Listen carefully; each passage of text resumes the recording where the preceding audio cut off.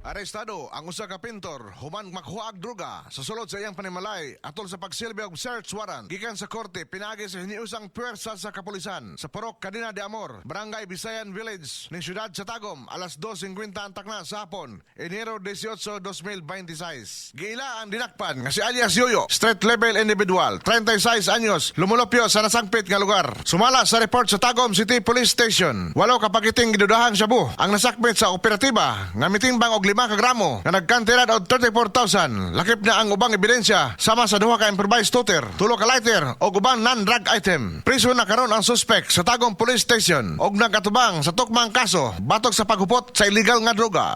Luyo sa kalampusan sa kapulisan sa Tagum batok kinadili nga droga ubos sa pagdumala ni Chief of Police Lieutenant Colonel Frederick Deles. Padayon nag-ohag sa otoridad ngadto sa publiko kung adunay nahibaluan nga aktibidad sa illegal nga droga sa ilang dapit, i-report sa ilang buhatan, i-dial ang 911 aron muligon ang tuhod, makasugakod, bisag magluhod, mag-turbo mail enhancer matag dulog. Alang sa nagkayosang Pilipino para sa Pilipinas, Darwin Dulatre, XFM News.